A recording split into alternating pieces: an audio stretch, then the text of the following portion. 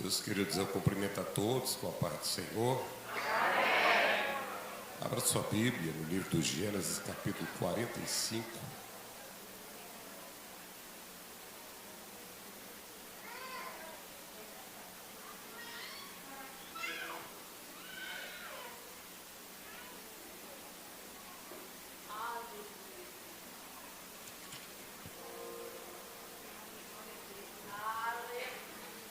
Gênesis capítulo 45, do versículo 14. Meus queridos, a nossa gratidão a Deus. O salmista diz que nós deveríamos celebrar o Senhor com alegria.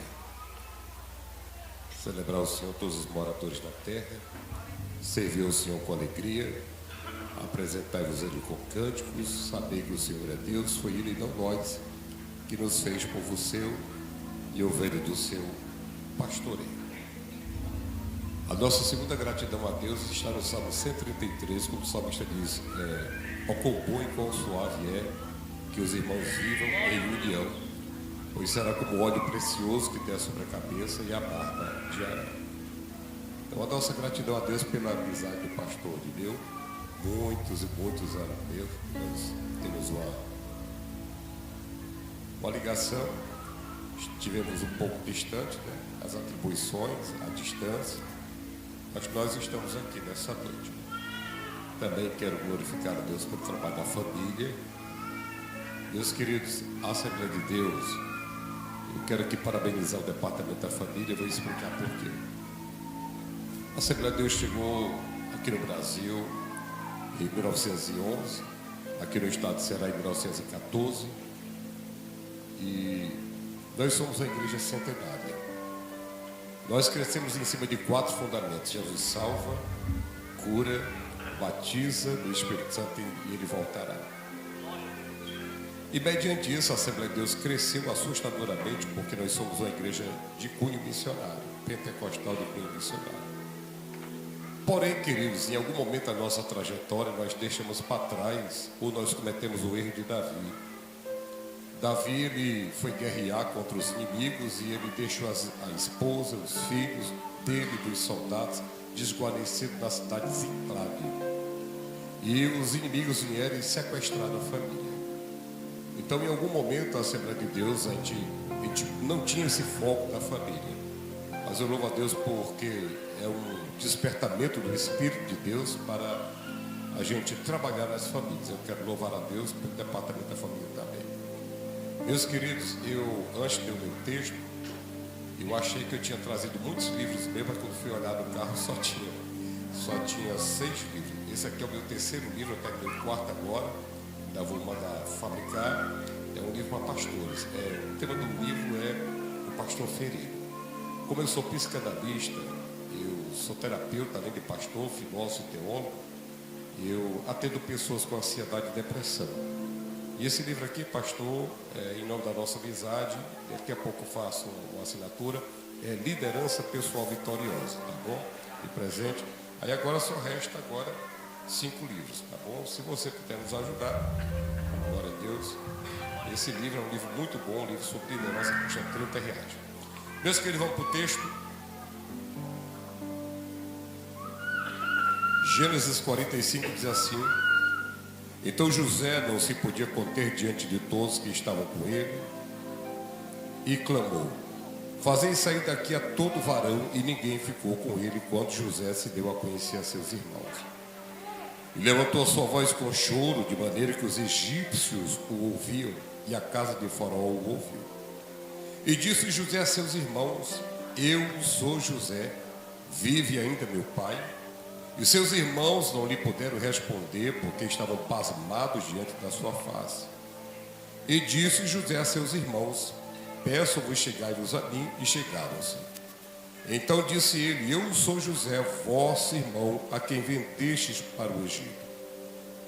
Agora, pois, não vos entristeçais, nem vos pese os vossos olhos por me haverdes vendido para cá, porque para a conservação da vida Deus me enviou diante da vossa face.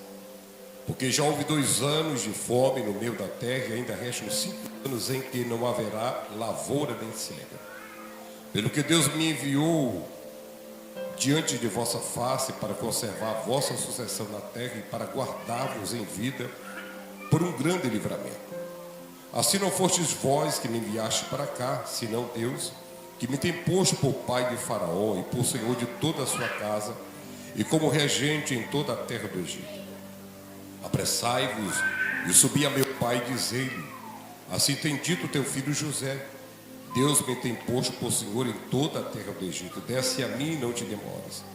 E habitarás na terra de Gósen, e estarás perto de mim, tu e teus filhos, e os filhos de teus filhos, e tuas ovelhas, e tuas vacas, e tudo que tens. E ali te sustentarei, porque ainda haverá 5 anos de fome, para que não pereça de pobreza tu e a tua casa, e tudo que tens. E eis que os vossos olhos veem, os olhos de meu irmão Benjamim, que é a minha boca que vos fala. Fazei saber à casa de meu pai toda a minha glória no Egito, tudo que tendes visto. Apressai-vos a fazer descer meu pai para cá. Último versículo. E lançou o seu pescoço de Benjamim, seu irmão, e chorou. E Benjamim chorou também ao seu pescoço. A igreja diz: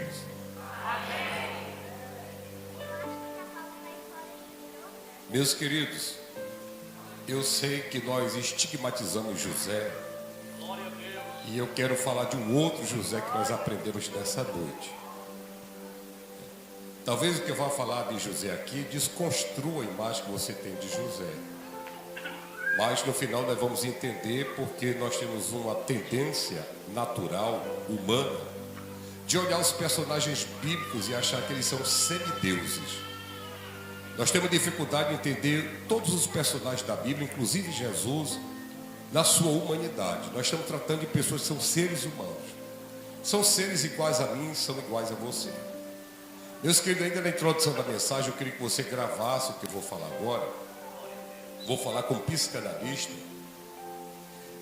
O ser humano, a família, ela foi estruturada por Deus para suprir 2 necessidades básicas de todo ser humano, que é exatamente necessidade de ser amado e necessidade de ser aceito. Todo ser humano, depois da queda de Adão, antes da queda não existia isso. Antes da queda de Adão, Adão era completo, pleno em Deus, e ele não tinha necessidade de nada. Mas depois da queda, certo? Porque houve 4 rupturas na queda de Adão. Primeiro, ruptura espiritual, Adão rompe com Deus. Segundo, ruptura psicológica, Adão passa a se desconhecer. É por isso que o primeiro princípio da libertação, da cura, na psicologia, na psicanálise, é o autoconhecimento. O ser humano não se conhece. Primeira ruptura espiritual, Adão rompe com Deus. Segunda ruptura, ruptura psicológica, Adão rompe, o homem rompe consigo mesmo. Terceira ruptura, ruptura sociológica. Aquele homem apaixonado, no capítulo 2 desaparece. Aquele homem que diz, no capítulo 2, essa é osso do meu osso e carne da minha carne. Foi a primeira música da Bíblia. É exatamente a fala de Adão para com a sua mulher. Mas depois da queda, agora tem uma ruptura sociológica. O ser humano rompe com o seu próximo. O próximo passa a ser o seu inimigo. E a última ruptura é uma ruptura ecológica. Adão rompe com a terra rompe com Adão. Então, a partir da queda de Adão, preste muita atenção para a gente chegar nesse texto. O ser humano agora, antes da queda, ele não tem necessidade de nada, mas depois da queda ele tem necessidade. E quem vai suprir essa necessidade é a estrutura familiar, a figura do pai e a figura da mãe. Quais são as 2 necessidades básicas? Alguém aí gravou? Necessidade de ser amado e necessidade de ser aceito. Quando essas 2 necessidades não são supridas dentro do contexto familiar, essas necessidades viram carências. E a carência é a patologia da necessidade. Ok? Por exemplo, no plano físico. No plano físico, se você tiver com ferro B12 baixo no seu organismo, você vai ter um problema patológico. Era uma necessidade de suprir B12, era uma necessidade de suprir seu organismo com ferro, porém essa falta virou carência. Aí pode gerar escorbuto, pode gerar muitas doenças, porque houve a carência daquelas vitaminas. Na área emocional é do mesmo jeito. Aí a pessoa tem que receber suprir essas duas necessidades, ser amado, ser aceito na estrutura familiar. Só que às vezes a família ela é disfuncional. A família ela é problemática, ela não vai suprir essas duas necessidades. E quando não supre essa necessidade, a criança cresce com carência. É o futuro adulto. Meus amados, eu atendo muitas pessoas no ambiente terapêutico, além de pastor. Interessante que na psicanálise nós costumamos dizer que quem chega no ambiente terapêutico não é o adulto, é uma criança congelada num corpo de adulto. A gente não atende adulto, a gente atende crianças. Mas crianças que já estão com 40 anos de idade, 50, 30. Mas o trauma emocional congela emocionalmente o adulto ou a criança daquela faixa etária. Agora você vai se lembrar de algumas pessoas na igreja que são quarentões, 50, mas têm atitudes infantis. Eu acho que o pastor conhece algum. Que quando você olha para ele, o cara tem 40 anos de idade, mas se eu fosse dar a faixa etária dele, eu dava 12 anos. Por quê? É uma criança congelada num corpo de adulto, o corpo cresceu, mas dependendo do nível, da intensidade, da profundidade do trauma, a emoção daquela pessoa travou ali. E ela responde aos estímulos, aos desafios da vida, segundo a sua faixa etária emocional. Amém? Até aqui todo entendido? Tem cura de Deus para nós nessa noite. Tem cura interior para nós nessa noite. O que acontece? Ela não é amada, não é aceita, ela cresce. Aí quando ela cresce, aquela necessidade ela vai transferir para alguém. No caso, uma mulher que não se sentiu amada e não se sentiu aceita pela sua família, pelo seu papai, principalmente a figura do pai, ela vai transferir para o marido. Ela vai casar para o marido e quer que o marido supra essas duas necessidades, essas duas carências, quando na realidade o marido não tem nada a ver com isso. Quem era para ter preenchido era o papai e a mamãe. Só que como ela está com a carência, ela vai transferir para alguém. Agora vamos para dos homens. Tem muito feminicídio aqui no Ceará e no Brasil. A possessividade, a raiz da possessividade é a insegurança. Um homem que não se sentiu amado nem aceito, ele vai transferir para a esposa. Quer que a esposa supra essa necessidade de ser amado e supra essa necessidade de ser aceito. Meus amados, eu costumo dizer que crente não casa para ser feliz. Porque as pessoas que mais buscam felicidade são as mais infelizes, porque felicidade não existe. Existem momentos felizes. Crente não casa para ser feliz. Porque se você casou para ser feliz, você vai descobrir que o seu marido é um péssimo Deus. Ele não serve para estar no lugar de Deus. Se você casou para a sua esposa lhe fazer feliz, você vai descobrir que a sua esposa é um péssimo Deus. Crente não casa para ser feliz. Crente casa porque já é feliz, porque ele já tem Deus na sua vida e Deus supre todas as suas necessidades. Ok? Entendeu? Por isso que tem um relacionamento possessivo já da infância. A criança não recebe, aí ela tem dificuldade de repartir amizade, principalmente na adolescência. Ela tem uma amiguinha, ou ele tem um amiguinho, chega uma terceira pessoa no relacionamento, é só uma amizade.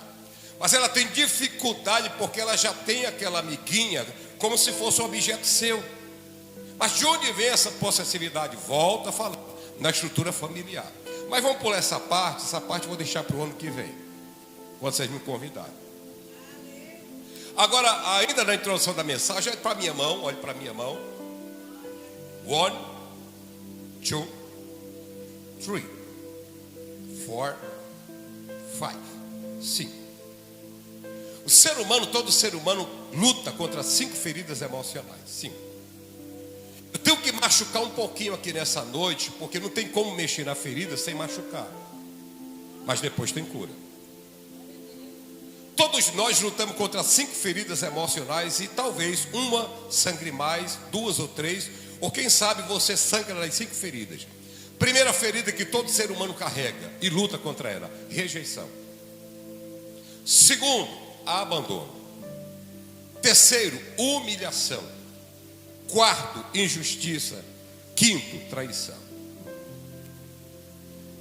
Rejeição, abandono, injustiça, humilhação e traição. Qual é a ferida que dói mais em você? Você sangra mais quando você se sente rejeitado? Você sangra mais quando se sente abandonado. Você sangra mais quando se sente humilhado. Você sangra mais quando se sente injustiçado.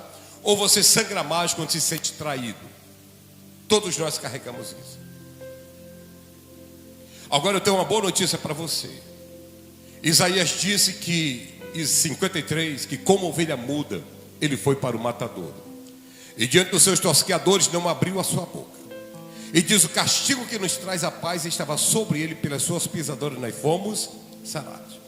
Jesus teve essas 5 feridas também, mas ele é o nosso paradigma de cura. Jesus, ele foi rejeitado. Jesus, ele foi abandonado. Jesus, ele foi humilhado. Jesus, ele foi injustiçado. E Jesus, ele foi traído. Aqui não é um tribunal de inquisição para a gente acusar ninguém, porque o teu Jesus, o meu Jesus, teve essas 5 feridas e ele conseguiu passar por elas. Se ele passou, nós vamos passar também. Quem pode glorificar o Senhor?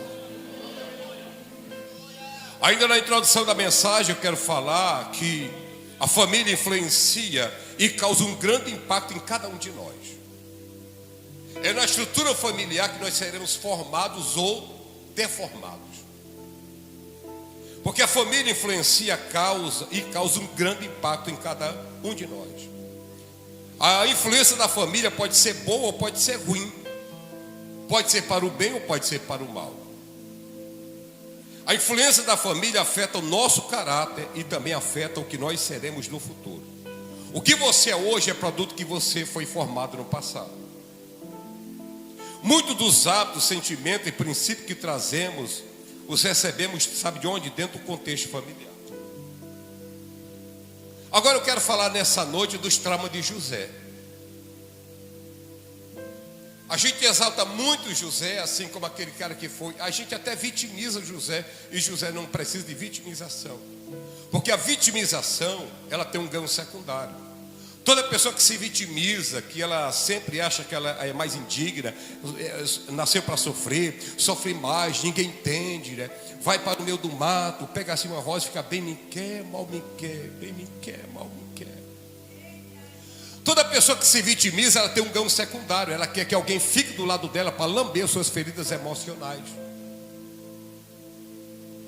Toda pessoa que se vitimiza, ela precisa de alguém do lado dela para lamber as feridas emocionais e validar a dor emocional dela. Mas geralmente quem se vitimiza não quer cura, quer exatamente se manter naquele estado. E ela precisa de pessoas que venham lamber suas feridas emocionais. Olhe para mim. Talvez o que você vai ouvir nessa noite, talvez você nunca tenha ouvido falar. Você está diante de um profissional da área da saúde mental e a gente trabalha com isso. E vou lhe falar novamente, aqui não é para ferir ninguém, aqui vai ter cura de Deus para nós nessa noite. Amém. Você quer ver uma coisa? Ainda na introdução da mensagem, nós temos um rico que se vendia esplendidamente, conta Jesus, numa história que não é parábola, porque ele diz havia, ou seja, foi real. E um certo mendigo Lázaro. Qual era o bem de consumo de Lázaro? Qual era o bem, o que ele queria? A Bíblia diz que jazia na porta do rico, Lázaro, cheio de feridas. E olha qual era o desejo dele. Vamos analisar o texto. Lembra, pastor, qual era o desejo dele? Ele desejava, a mesma palavra para o filho pródigo, ele desejava comer das migalhas que caíam da mesa do rico. Está no texto? Agora a pergunta: quem é que tem desejo de comer migalha que cai da mesa? Cachorro. Agora interessante, preste atenção, porque em Mateus 15, 21, Jesus vai falar da mulher grego-síria fenícia. E ela assim: sim, Senhor, os cachorrinhos também comem das migalhas que caem da mesa. Então nós temos um homem que o desejo dele é o desejo de um cachorro. Será que ele se via assim? Agora olha só a lei da conexão. Quem eram os amigos de Lázaro? Ele tinha um desejo de cão, ele desejava comer das migalhas. E quem vinha para ser o amigo de Lázaro? Os cães. E os cães vinham fazer o quê? Lamber as feridas. Obrigado pela sua glória a Deus, tão fervoroso.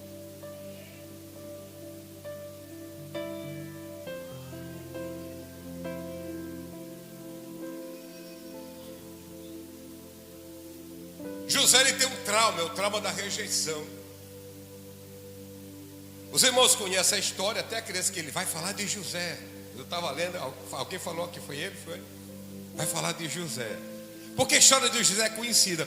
Eu tenho muitos versículos aqui, mas por conta do tempo eu quero passar por cima, porque você conhece a história. José agora é governador do Egito. José agora é o segundo, depois de Faraó. José ele carregava uma ferida tão forte de rejeição, que mesmo estando no Egito, abençoado, nós vamos fazer uma anamnese da alma de José hoje, tá bom? Em primeiro lugar, José era tão traumatizado, ele tinha um trauma de rejeição tão profundo, que José agora é governador do Egito. Agora imagine só, você não é mais escravo, você não é mais um presidiário, você não é mais um mordomo, você agora é o chefão. Você tem dinheiro, você tem posição. Qual era o normal? Era ele pegar, dizer assim, Faraó, agora eu queria 30 dias de férias, que eu quero dar um pulinho para ver se pelo menos meu pai está vivo. Mas qual foi o momento aqui que, como governador do Egito, José foi atrás do seu passado? Em primeiro lugar, eu quero aqui pontuar que, como governador do Egito, José poderia ter ido atrás do seu passado, indo ver seu pai e seus irmãos, mas ele não foi. Por quê?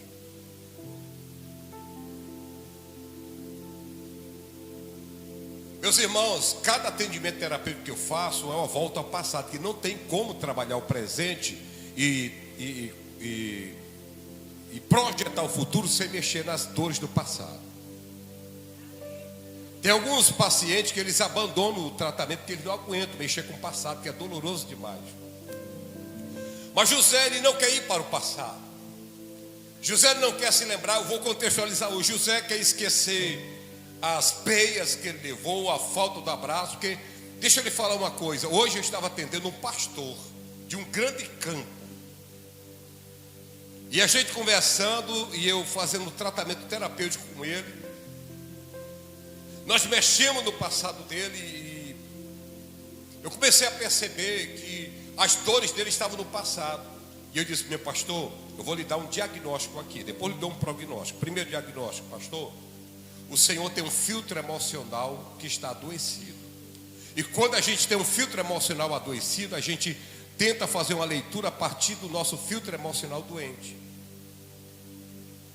A ferida se instala e a pessoa começa a analisar tudo a partir da sua dor. Jesus está diante de Maria no sepulcro, mas ela está com tanta dor que a dor dela impede dela enxergar que era Jesus. Só enxergou que era Jesus, estava de madrugada, quando Jesus falou, Maria. Muitas vezes a nossa dor nos impede de ver a solução. E agora o que forma um filtro emocional doente? Primeiro, trauma. O que é um trauma? Aquele carro andando a 180, bateu na frente de um poste, se acabou, isso é um trauma. Mas o que gera um filtro emocional doente, além do trauma, é marca emocional. O que é marca emocional?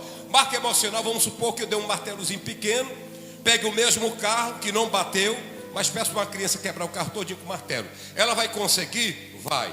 Mas vai ser rápido, como a batida? Não, vai levar tempo. E o que é trauma emocional? Teu pai nunca te abraçou. Teu pai nunca disse eu te amo. Você nunca se sentiu validado dentro da casa. Você nunca se sentiu que pertencia àquele contexto familiar. Não é um trauma, mas você adulto e hoje você tem dificuldade de dizer para alguém eu te amo. Por quê? Porque a gente só pode dar aquilo que a gente recebe. Pedro disse para o paralítico, eu não tenho prata, eu não tenho ouro, ou seja, eu não posso lhe dar aquilo que eu não tenho, mas o que eu tenho eu lhe dou. Em nome de Jesus, levanta e anda. Alguns adultos aqui no nosso meio têm dificuldade de abraçar e se sente até um desconforto quando alguém é mais sanguíneo e abraça. Porque o sanguíneo gosta de abraçar, gosta de beijar, é aquela pessoa pegajosa, mas tem gente que não gosta. De onde veio isso? Por que nós reagimos ao afago, reagimos mal ao beijo, ao abraço, e temos dificuldade de receber amor, de dar amor também? Não faz parte da nossa vivência. Aí nós chegamos adultos, adoecidos. Então, como governador do Egito, José poderia ter ido atrás do seu passado, indo ver seu pai e seus irmãos, mas ele preferiu não ir atrás. Eu não quero mexer nisso. Estou aqui na igreja, aleluia, está tudo bem, porque nós temos mecanismos de defesa do inconsciente para a gente não sofrer. E um dos mecanismos de defesa é a negação da dor. Se lembra daquela mulher lá de Sunem que o filho morreu? Ela não disse nada para o marido, chegou nos pés do profeta, ela está negando a sua dor. O profeta disse: vai bem com o teu marido. Ela disse: vai bem contigo, está tudo bem. Vai bem com o teu filho? Não, está tudo bem. Aí ela disse: rapaz, não estou entendendo nada. Só que a mulher se lança nos pés de Eliseu chorando, chega a Geazi. Quando tira, e olha que é maturidade espiritual, o profeta diz: deixe ela aí, porque Deus não me revelou. Diferente muito profeta de hoje. Porque tem profeta de hoje que não pode ver alguém chorando na igreja, desce lá: olha minha serva, eu tenho visto a tua... Olha meu irmão, está todo mundo vendo que a mulher está chorando, bicho. Aleluia. Mas Eliseu, ele é maduro, ele disse: deixa ela chorar aí, porque Deus não me revelou. Aí ela abre o coração e diz: se pedi eu a algum filho, ele diz: agora caiu a ficha. Mas quantos de nós aqui negamos a nossa dor, escondemos o nosso passado, não queremos vasculhar lá, porque mexer no passado é mexer na dor. E eu disse para esse pastor: o filtro emocional pode ser trauma, um abuso sexual, um estupro, um espancamento, um abandono. Pode ser marca emocional, nunca recebeu um beijo, um abraço do pai ou da mãe. Pode vir de ensinamento vicariante, você viu seu pai fazendo aquilo, ele não lhe ensinou, mas você reproduziu. José, ele é governador, mas ele não quer mais ver o seu passado. Agora vamos mais para frente. No capítulo 42, versículos 50 e 52, José agora é pai. Eita. José agora casado com a filha de um sacerdote do Egito. Já tem o nome mudado para Zafenate Paneia. Perdão, 42. Perdão, só errei aqui o texto, tá bom? Mas ele tem 2 filhos. Agora interessante é o nome que ele vai dar para os filhos. Não está aí não, pastor, eu só me equivoquei aqui no capítulo. Mas José agora tem 2 filhos. Aí olha o nome dos filhos que ele vai colocar. Primeiro filho, Manassés. O que significa Manassés? Deus me fez esquecer da casa de meu pai. Uma pergunta: será? Eu vou aqui brincar um pouco, porque vocês estão muito sérios, né? O pau que rola na internet é que eu esqueci da casa do meu pai. Será?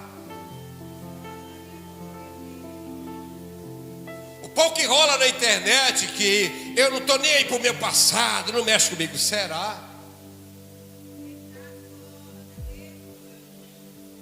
Por que José coloca o nome do filho de Deus me fez esquecer da casa de meu pai? Olha o nível de profundidade da dor emocional de José. José tem uma dor com o seu passado. José tem uma dor com seus irmãos. José tem uma dor que sangra. Aí nasce o segundo filho. Aí isso aqui é terrível. O nome do segundo filho é Efraim. E o que significa Efraim? Ele vai dizer: Deus me fez prosperar na terra da minha aflição. Agora, deixa eu abrir um parênteses aqui. O cara é governador, está cheio de dinheiro, casado com a filha do sumo sacerdote. O cara está na bênção, mas ele está dizendo: essa terra é a terra da minha aflição. O que ele quis dizer com ele estar na terra da sua aflição? Sabe o que José estava querendo dizer? Aqui é o lugar que eu estou, mas não é o lugar que eu queria estar. Porque, irmão, eu lhe garanto uma coisa: se você tiver uma empresa ganhando 20 mil reais de salário, irmão, você não está nem aí para pão, você não está, minha irmã, você cai com dinheiro no bolso. Mas José não. Agora preste atenção, sabe qual é o problema? É que José coloca Deus nas suas emoções. Ele dá um toque de espiritualidade. José está fazendo o que nós chamamos no seminário de libertação em cura interior de espiritualização das feridas. Deus me fez esquecer da casa de meu pai. Deus me fez prosperar na terra da minha aflição. E Deus do céu olha assim: não tem nada a ver com isso. É mais ou menos Deus olhando do céu e disse: não me bote nesse negócio. Porque, amados, às vezes nós queremos espiritualizar as nossas feridas emocionais, colocando Deus. José está lá, José está sangrando. E era a cultura dos povos semíticos, praticaram uma matancia. O nome dos filhos ou era uma situação, ou era algo profético, ou revelava uma realidade. Então vamos lá. Deus me fez esquecer da casa do meu pai. Será? Efraim, Deus me fez prosperar na terra da minha aflição. Ou seja, aqui é o lugar que eu estou, mas não é aqui que eu queria estar.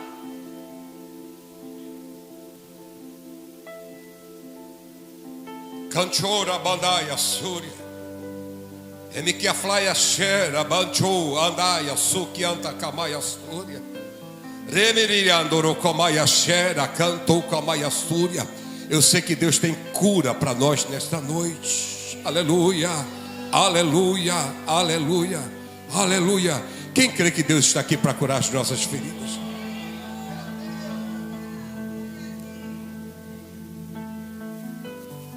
José está na terra do Egito 20 anos. 20 anos. Repita comigo: tempo não cura feridas. Se tempo curasse feridas, não tinha gente ferida aqui nessa noite. José está 20 anos no Egito, mas a dor está lá, irmão. 20 anos se passaram, mas o tempo não cura feridas. Isso é um engano. Eu falo como profissional da área da saúde mental. Tempo cristaliza as enfermidades da alma. Tempo cristaliza, sabe o que? As dores emocionais. A gente esquece por um tempo, mas ela está lá. E hoje, quando eu estava atendendo esse pastor, o senhor sabia que 95% das nossas ações são influenciadas pelo nosso inconsciente? 5% das nossas ações são conscientes. O nosso inconsciente, pastor, o que é o inconsciente? O inconsciente é uma área do nosso psiquismo onde aquilo que a gente não consegue entender, trabalhar, o nosso psiquismo, a nossa mente empurra para baixo, para o inconsciente, o que nós chamamos de repressão ou recalque do inconsciente. Aquilo que a gente não consegue trabalhar no consciente, a gente empurra as nossas dores. E é tanta dor. Agora preste atenção: o nosso inconsciente, primeiro, ele é atemporal. O nosso inconsciente, ele não sabe o que é tempo. A dor que você passou há 20 anos atrás ainda dói hoje, porque ele não sabe o que é tempo. Segundo, o nosso inconsciente, ele busca a sua felicidade, porque por isso que de vez em quando ele joga o conteúdo para fora. De vez em quando vem uma lembrança. Eu vou lhe dar um exemplo da minha vida. Antes de vir para cá, há 4 anos atrás, eu estava vindo da ginástica, parei para comprar um pão, enquanto eu voltava para casa. Aí veio uma criança de aproximadamente 12 anos, magrinho, moreninho igual a mim. Ele veio chorando, comprar pão. Irmão, quando eu olhei para aquela criança vindo comprar pão, sabe o que aconteceu comigo? Eu somatizei, a minha mão começou a tremer. Meu coração só faltou sair pela boca, eu senti uma angústia na minha alma. Mas pastor, o que aconteceu? Sabe o que aconteceu? Quando eu tinha 12 anos de idade, meu pai me deu uma surra. Surra não, um espancamento. Meu pai me pegou pelo braço, eu era um moreninho, franzininho, muito pouquinho. Irmão, ele me espancou, que depois a minha mãe teve que me dar um banho de metrolado, porque o sangue desceu. E eu me lembro que depois que eu levei essa surra do meu pai, eu fiquei assim um pouco fora de mim, pastor Irineu. E eu me lembro que eu saí na rua que a gente morava, eu saí andando, chorando assim, sem destino, que estava atordoado, todo banhado de mertiolate. E quando eu vi aquela criança, sabe o que aconteceu? O inconsciente, ó, não era você, mas você viu. E automaticamente ele fez um link. E o que foi que o senhor sentiu, pastor? Primeiro a minha mão tremeu, porque isso é natural. Uma pessoa que está com um quadro de depressão e ansiedade, o nosso cérebro reptiliano que fica atrás da nuca, quando ele percebe um perigo que é real ou imaginário, ele manda uma mensagem para o suprarrenal que fica em cima do rins. O suprarrenal Quando ele vê que a pessoa está em perigo, ele libera cortisol, adrenalina e noradrenalina. Só que a primeira coisa que acontece, o coração começa a bater acelerado. Segunda coisa que acontece, a respiração fica curta e rápida. A pessoa fica assim. Terceira coisa que acontece, a pessoa começa a transpirar. Não todos, alguns. Quarta coisa que acontece, a palma da mão fica gelada ou os pés. Por que a mão fica gelada? Porque o inconsciente está dizendo, ataca. E porque os pés ficam gelados, ele está dizendo, corre. Se você não tiver capacidade, se você tiver capacidade, ataca aquilo que está te ferindo. Se não tiver a capacidade, corre. Mas por que corta o sangue das mãos? Porque se você atacar alguma coisa que te feriu, você não vai morrer de hemorragia, porque cortou o sangue das mãos. E se você correr como os nossos antepassados, se furar, não vai morrer de hemorragia, porque cortou o sangue dos pés. Outra coisa que acontece, primeiro, coração bate acelerado. Segundo, você vai ficar com a respiração curta e rápida. Terceiro, você vai suar. Quarto, a palma das mãos dos pés vão ficar gelado. Quinto, você vai sentir uma dor tendo um ataque do coração, mas é um falso ataque do coração. Sabe por quê? Porque os vasos sanguíneos se comprimem para que você não tenha um AVC. Aí você vai para o UPA achando que está tendo um ataque cardíaco. O médico faz o exame, se você não tem nada, você teve com estresse. Isso é o que nós chamamos de pico de ansiedade. Causa tudo isso no corpo. Mas quando eu vi aquela criança, eu senti, mas ele não estava nem pensando. Só que depois minha mão começou a tremer. Eu comecei a sentir uma angústia na minha alma, vontade de chorar. Quando eu estava no meio do caminho, aí o Espírito Santo tirou o conteúdo. Foi aquela surra que você levou do seu pai. Eu estou trazendo para um presente para que haja cura. –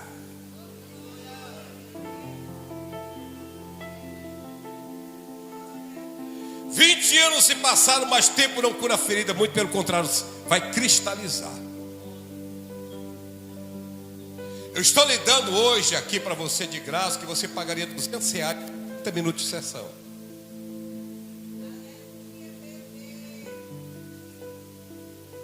Mas e agora? Agora José é governador. Não, agora o tempo vai curar minha ferida. O tempo não curou. Meus filhos vão curar minha ferida. Não, eles fizeram foi me lembrar. Eu estou tentando dizer que eu esqueci, mas eu não sei porque eu coloquei o nome dos meus filhos de Deus me fez esquecer da casa do meu pai. Deus me fez prosperar na terra da minha aflição. Eu não sei porquê, porque nós temos ações que nós não sabemos porquê, mas é o nosso inconsciente. Terceira coisa do inconsciente. Quando você não resolve o seu dilema, ele faz uma coisa chamada compulsão à repetição. Você vai passar pelas mesmas situações várias vezes. Você vai passar pela mesma situação várias vezes, até você encontrar a cura. Mas hoje pode ser quebrada essa compulsão à repetição. Aleluia, aleluia, aleluia. José agora é governador. Repita comigo, título. Repita comigo, título. Oposição não cura feridas. Aí vem alguém e pensa, não, agora eu sou pastor, eu sou apóstolo, eu sou bispo, eu sou evangelista, eu sou presbítero, eu sou diácono, eu sou liderança da igreja. E amado, deixa eu lhe dizer uma coisa, isso não cura feridas. Muito pelo contrário. Eu estou no desenvolvimento da mensagem, estou caminhando para o final, preste atenção. Tinha um menino na Bíblia chamado Jefté. A Bíblia diz que a mãe dele era prostituta. E ele, pastor Irino, era filho bastardo. Gileade foi lá na zona do meretrício, deitou com a prostituta engravidou. Aí agora a Gileade, o menino cresceu, mas ele não quer, é filho bastardo, não é meu filho não. Aí a Bíblia diz lá no livro de Juízes que os irmãos dele dizem assim, você não vai reinar com a gente não, você é filho de uma prostituta, nós somos filhos da nossa mãe. Aí a Bíblia diz, para piorar a situação, os anciãos da cidade expulsaram Jefté, sai daqui. Aí Jefté vai para a terra de Nob. Quando chega na terra de Nob, preste atenção, Nob significa marginalidade. Porque quando a gente é traumatizado, você pode ter duas coisas. Preste atenção agora para a minha mão, olha aqui, ó. Ok?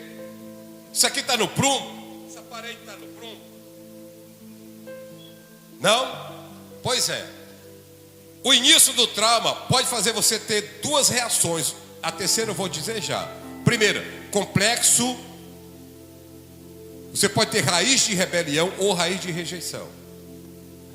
Suponhamos que você foi traumatizado no seu passado. Você pode desenvolver duas coisas. Primeiro, raiz de rebelião. Ou você pode ir para esse lado aqui, raiz de rejeição. Ou você vem para cá, raiz de rebelião. Vou explicar. Vamos supor que a dor emocional foi tão forte que você veio para cá, raiz de rejeição. Quem tem raiz de rejeição, preste atenção, tem complexo de inferioridade. E quem tem complexo de inferioridade tem fortes tendências suicidas. Se mata.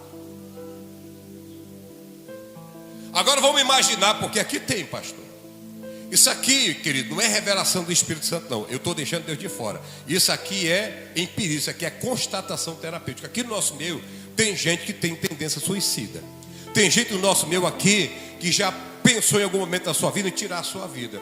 Porque você não sabe por quê.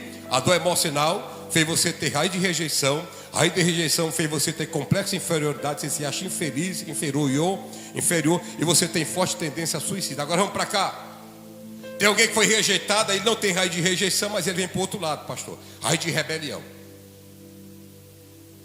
Se rebelia, se levanta contra tudo e contra todos. Agora preste atenção ao contrário. Quem tem raiz de rebelião, aquele lá tem complexo de inferioridade. Esse aqui tem complexo de superioridade. Já viu crente assim na igreja, nariz empinado? Gente orgulhosa, irmão. Quando você vê alguém com complexo de superioridade, na realidade não existe complexo de superioridade. Existe um complexo de inferioridade. Mas a pessoa cria essa coisa porque ele tem medo de que alguém descubra quem ele é. Aí quando, preste atenção, isso aqui é valioso para você. Trauma, complexo de inferioridade, raiz de rejeição, complexo de inferioridade, tendência suicida. E quem vem para cá? Raiz de rebelião, complexo de superioridade e tendência homicida. Isso aqui mata, aquilo ali se mata. Aí o diabo que gosta de brincar, ele fala o seguinte. Aí ele bota os dois, tanto raiz de rejeição como raiz de rebelião. Aí tem dia, pastor, que esse crente chega na igreja. Oh, meu pastor, pastor é uma benção. Aí quando chega no outro dia, aí ele está aqui. Pastor, eu não estou para ninguém, não sou crente, não quero saber de nada. Sabe o que o diabo faz? Fica fazendo ele ter transtorno bipolar. Um dia está crente, um dia está com raiva. Um dia a pessoa mais amorosa da igreja, outro dia a pessoa mais rabugenta. Um dia ele está pensando em se matar, outro dia ele está pensando em matar todo mundo. Um dia ele chega tão de cabeça abaixo, mas outro dia chega com o nariz empinado. Tem cura de Deus nessa noite para nós.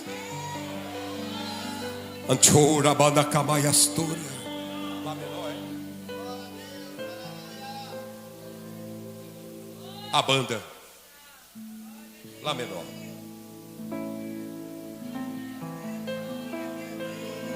Meu orgulho me tirou do jardim,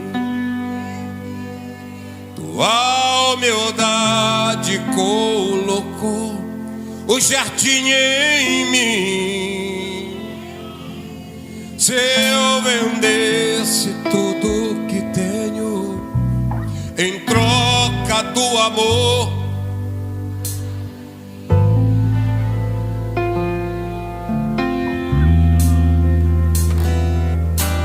pois o amor não se compra, nem se merece.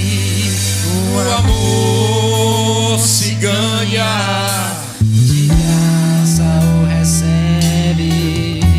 eu quero conhecer,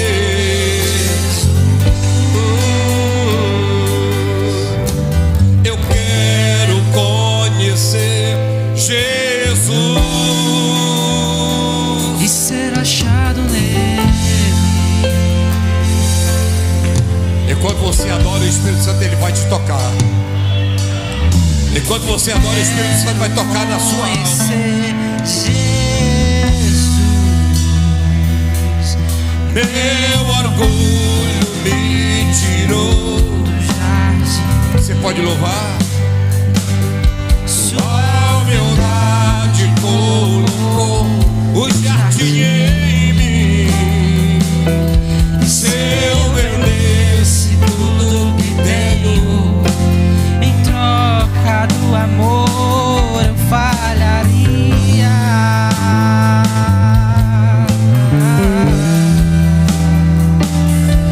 Pois o amor não se compra, nem se merece. O amor se ganha, de graça o recebe.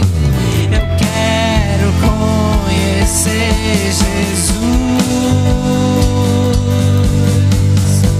Eu quero conhecer Jesus. Meu amado é o mais belo entre milhares e milhares. Meu amado é Feche os olhos. o mais belo Lembra-te da tua dor agora. Deixa Deus tratar. milhares e milhares.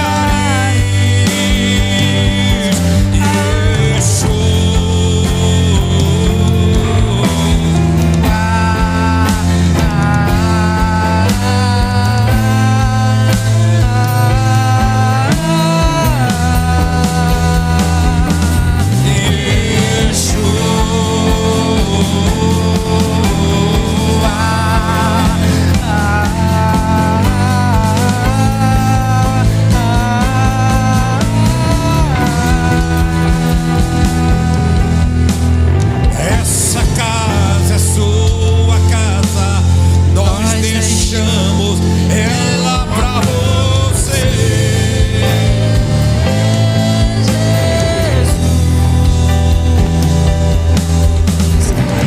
Essa casa é sua. Erabando como a Yaxara Maracadoro, como a Yaxara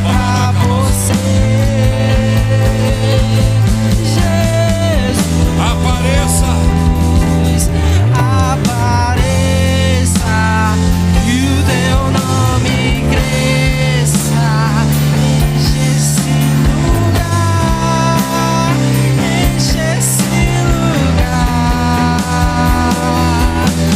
Apareça Que o teu nome cresça. vem me incendiar, vem me incendiar. Dê glória.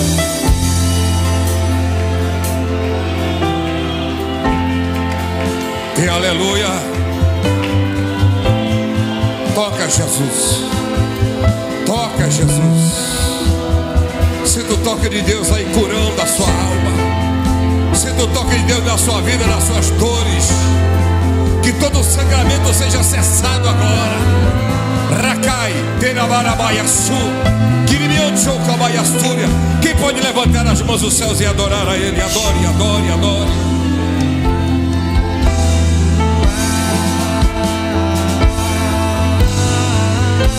Só um teclado.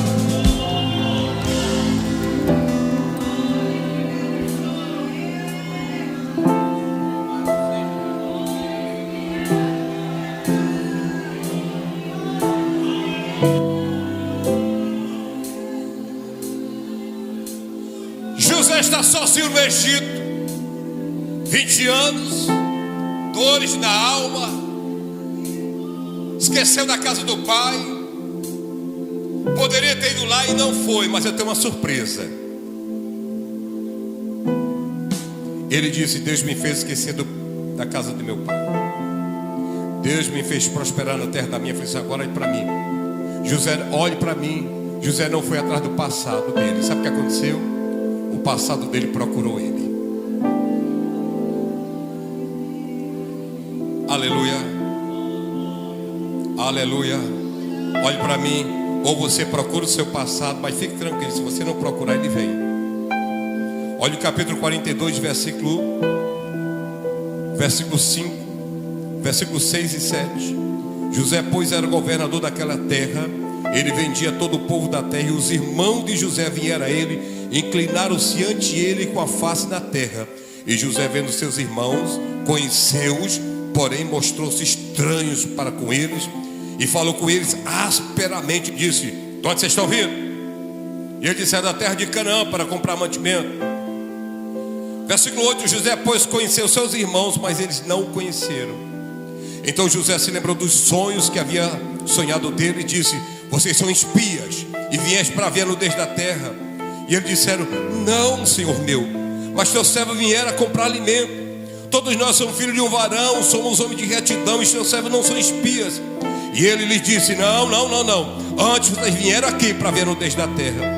E eles disseram: nós, teus servos, somos 12 irmãos, filhos de um varão da terra de Canaã, e eis que o mais novo está conosco, está com nosso pai. Hoje um já não existe. Então lhe disse José: isso é que vos tenho dito, vocês são espias. Agora olhe para mim. José não foi atrás do passado, mas o passado veio até José. O passado sempre vem nos visitar e ressuscita em nós sentimentos que achávamos que nós já estávamos curados. José não tinha dito: Deus me fez esquecer da casa do meu pai. José não tinha dito: Deus me fez prosperar a terra da minha aflição. Aí agora o passado chegou. E qual a reação de José? Olhe para mim, meu querido, se você não for curado, você vai acabar praticando a mesma coisa que o teu ofensor fez contigo. Eu não estou aqui inocentando estuprador, longe de mim, deve pagar pelo que fez. Mas boa parte dos estupradores foram estuprados e não trataram aquilo e acabaram. Era como uma brincadeira que eu tinha quando a gente era pequeno.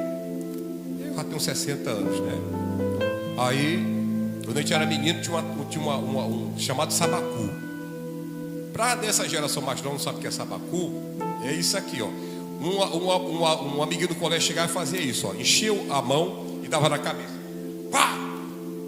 Aí quando você se virava e disse: desconta lá. Aí você tinha, qual era a brincadeira? Você tinha que descontar no outro. Quando o cara ia descontar, não, desconta lá. Aí era esse negócio: desconta lá, desconta lá. Você sabia que quando você não é curado das suas dores, há uma tendência de você ter o mesmo DNA do seu opressor e você acabar praticando a mesma coisa? O versículo 7 diz que José os tratou asperamente. Bruto. Nem parecia aquele menino que assim: Deus me fez esquecer. Não, isso aí é passado, tá de boa. José os tratou asperamente. Aí o tempo não permite, mas correndo aqui, sabe o que aconteceu? Daqui a pouco José colocou eles aonde? Na cadeia. Esse é o José que você tanto admira. Esse é o José que a gente diz assim: coitadinho do José. A gente só demoniza os irmãos de José. O demônio foi irmão de José.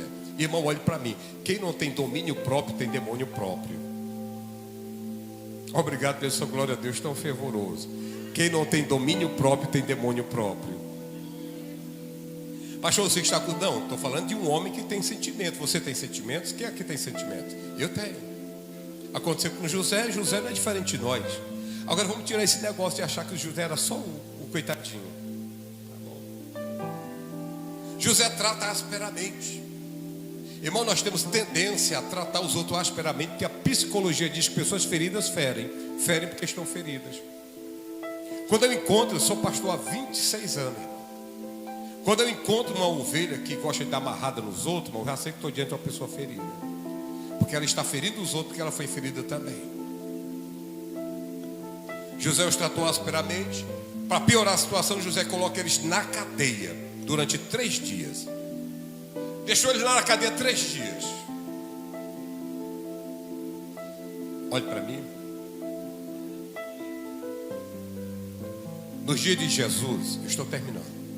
Nos dias de Jesus, a pior morte era de crucificação em flagelo. Mas os romanos eram tão maus, preste atenção agora. Os romanos eram tão maus que quando eles queriam matar alguém devagarinho, sabe o que eles faziam, pastor Dineu? Eles chicoteavam, não colocavam na cruz e a pessoa ficava toda cortada. E os cortes do chicote, irmão, cortava meio que dava para ver os órgãos internos. Sabe o que eles faziam? Pastor Irineu, por favor, fica de pé. Aí sabe o que eles faziam? Para matar o cara aos poucos, eles pegavam, com todo respeito, o seu homem defunto.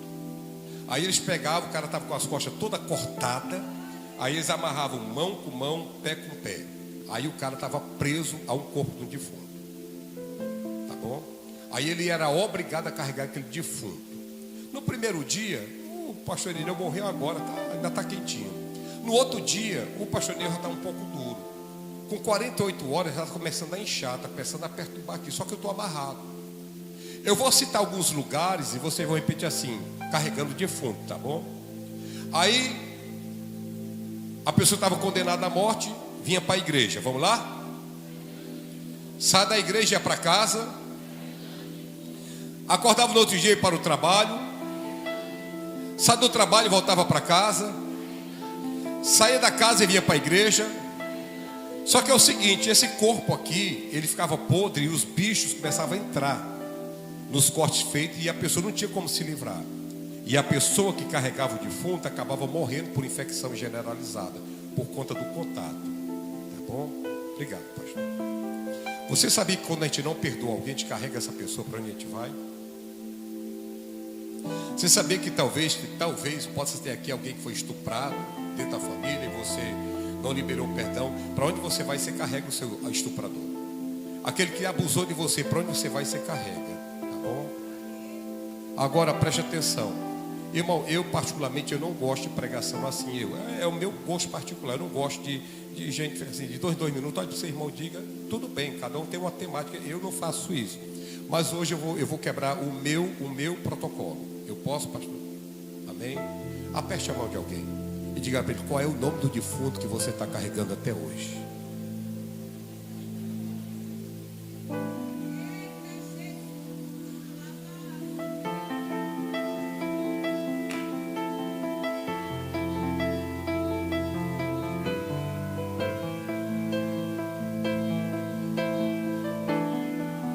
Terceiro lugar, ele sai da cadeia, eles compram alimento, aí o que José faz? Pega o dinheiro e devolve, mas devolve escondido. Por que José devolveu o dinheiro? Por que José foi parar no Egito? Por conta de quê? Dinheiro. Ele foi vendido. Olha só a dor emocional de José. Agora José devolve o dinheiro, coloca na boca do saco. Não é isso, pastor? Lembrando quando ele foi vendido. Vocês me venderam. Mas ele não fala isso.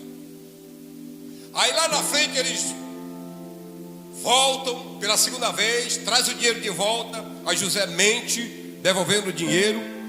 E depois diz que eles roubaram a taça. Olha só o José. O José que a gente tanto idolatra, né? O José mentindo. José mente, dizendo, não, o dinheiro vocês me deram. Quando eles voltam trazendo o dinheiro, não, o dinheiro está tranquilo. Depois coloca a taça de José no saco de Benjamim. Mente. Ele mente devolvendo o dinheiro. E depois diz que eles roubaram a taça. Vem comigo no capítulo 45, para me terminar. Versículo 14 e 15.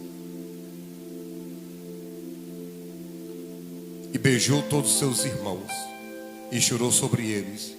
E depois seus irmãos falaram com ele. Versículo 14, perdão. E lançou o seu pescoço de Benjamim, seu irmão, e chorou. E Benjamim chorou também ao seu pescoço. Verso 15. E beijou todos os seus irmãos e chorou sobre eles. E depois seus irmãos falaram com ele. Sabe o que estava acontecendo ali? Amor e ódio se misturam em feridas familiares. Não é assim com a sua casa? Tem dia que a sua casa é, como a gente cantou aqui, minha casa será reconhecida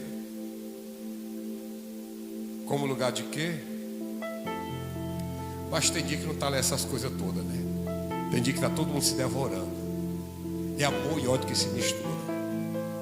Mas eu estou terminando. Sabe como foi que José foi curado? Eu digo aqui para você, eu farei o diagnóstico. Olha, irmão, José chorou a primeira vez, mas foi de raiva. Quando ele não tinha se dado a conhecer para os irmãos dele, ele chorou. Você pode ver o texto que ele chorou, mas era de raiva, irmão, lembrando o passado. Só agora aqui é que ele chora. Mas agora o choro não é de raiva, agora o choro é de libertação. A alma de José agora está liberta. E eu quero lhe falar aqui sobre o processo da cura. Primeiro, José teve que encarar a realidade.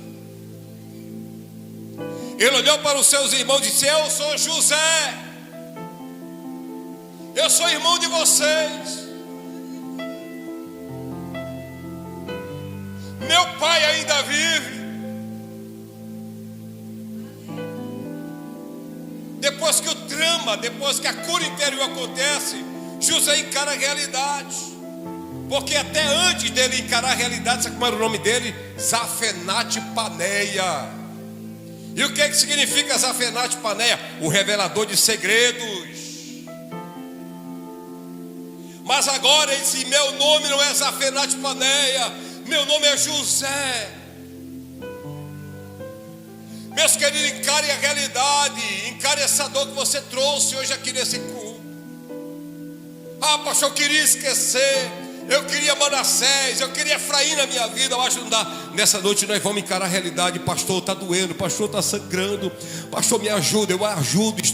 Estou pregando aqui o que Deus colocou para nós nessa noite. Haverá cura no seu coração, haverá cura na sua alma.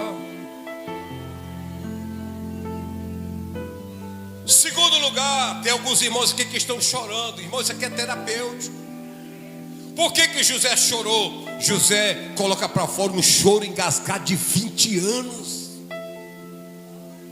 Irmão, eu atendi uma paciente que tinha ansiedade profunda.